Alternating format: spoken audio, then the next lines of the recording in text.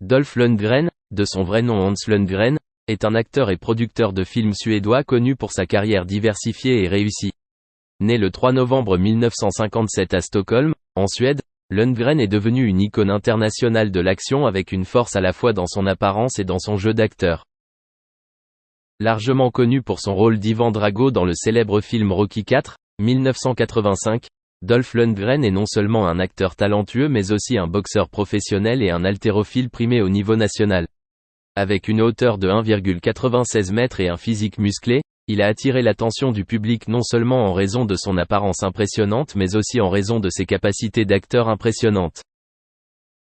En plus de jouer Ivan Drago, Lundgren a également participé à de nombreux autres projets de films à succès tels que Universal Soldier, 1992, The Expendables, 2010, et les suites de cette série. Il a également eu l'occasion de s'essayer à différents genres comme la comédie dans Johnny Mnemonic, 1995, et Kindergarten Cop 2, 2016. Non seulement il est un acteur célèbre, mais Lundgren est également un producteur de films influent.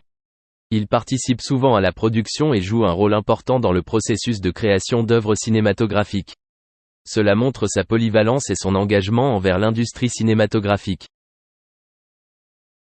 Cependant, récemment, Dolph Lundgren a dû faire face à un défi majeur lorsqu'il a souffert d'une infection des voies respiratoires inférieures.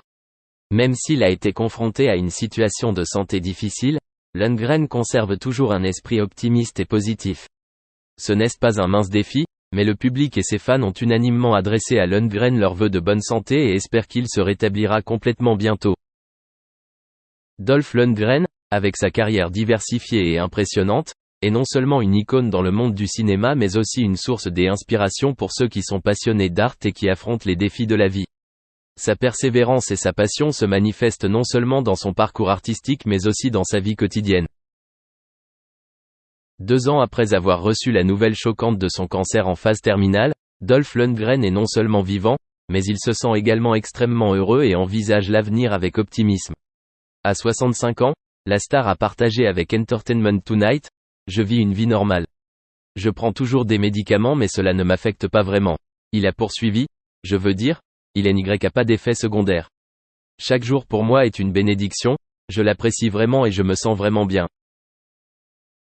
Dolph Lundgren a initialement reçu un diagnostic de cancer du rein en 2015, mais il a rapidement affronté et traité la maladie sans la laisser affecter sa carrière.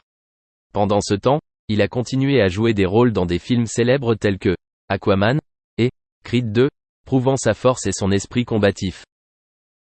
Cependant, en 2021, il a été confronté à un nouveau défi lorsqu'il a découvert une tumeur au foie. Lundgren a partagé que son médecin avait commencé à discuter de repos et de passer plus de temps avec sa famille.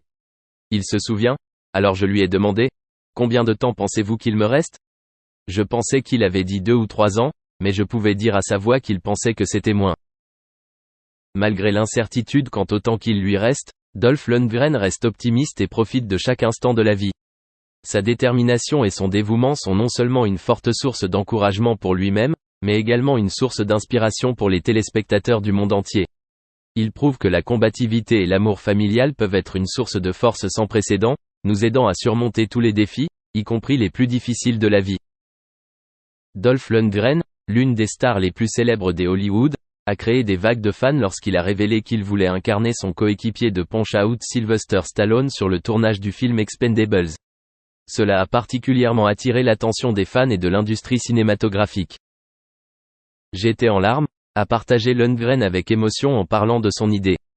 Tout au long de leur carrière d'acteur, Dolph Lundgren et Sylvester Stallone ont créé des moments inoubliables dans le cœur du public, notamment à travers la célèbre série de films d'action Expendables. En outre, Lundgren a également partagé son point de vue personnel sur l'utilisation de nouveaux médicaments en 2022.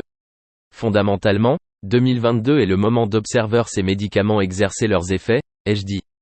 Cela peut suggérer que Lundgren s'intéresse aux progrès dans le domaine de la médecine et aux moyens d'améliorer la santé. Tout comme sa vie personnelle, Lundgren a partagé son bonheur d'épouser Emma Krogdahl, 27 ans, le 13 juillet à Mykonos. Ce mariage a ajouté une nouvelle page dans la vie de la star. Si, le 15 janvier, les résultats sont favorables, je prolongerai mon séjour en Argentine jusqu'en avril. Dans le cas contraire, je devrais revenir en France pour entreprendre un nouveau traitement, en espérant son efficacité. Je n'ai plus le contrôle. C'est désormais la maladie qui dicte les événements, précise-t-il. Malgré les épreuves, l'ancien coach de The Voice refuse de céder au désespoir et envisage de reprendre une tournée à l'occasion de son 65e anniversaire en 2026.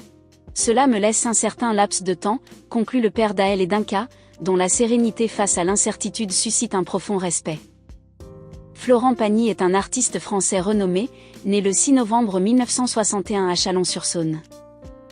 Sa carrière musicale s'étend sur plusieurs décennies, faisant de lui l'un des chanteurs les plus emblématiques de la scène musicale francophone. Il a fait le choix de s'installer en Argentine, le pays d'origine de son épouse, ce qui a marqué un tournant dans sa vie personnelle. En dehors de sa carrière musicale, Florent Pagny est également connu pour son engagement social. Il a, à plusieurs reprises, pris position sur des questions politiques et sociales. Son répertoire musical est varié, couvrant des genres tels que la pop, le rock, la variété française, et même la musique sud-américaine, reflétant son amour pour l'Argentine.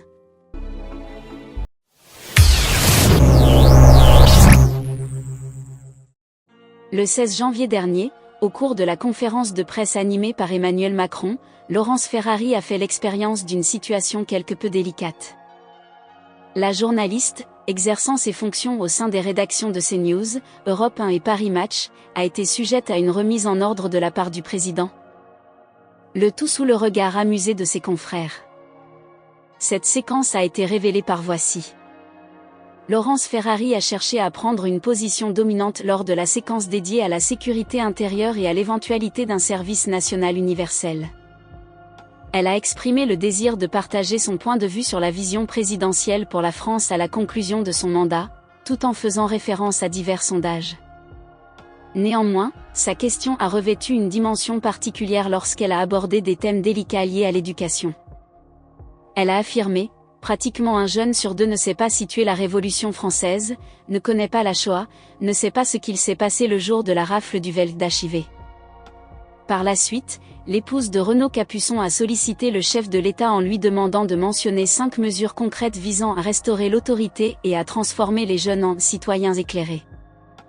La réponse d'Emmanuel Macron n'a pas tardé, mettant en évidence une certaine partialité dans la formulation de la question par Laurence Ferrari. J'ai l'impression que vous avez déjà une vision et des mesures concrètes. Je pense que vous venez de poser une question en exposant également votre vision, a rétorqué le chef de l'État. Suscitant des rires dans l'Assemblée, y compris un sourire forcé de la journaliste de 57 ans, visiblement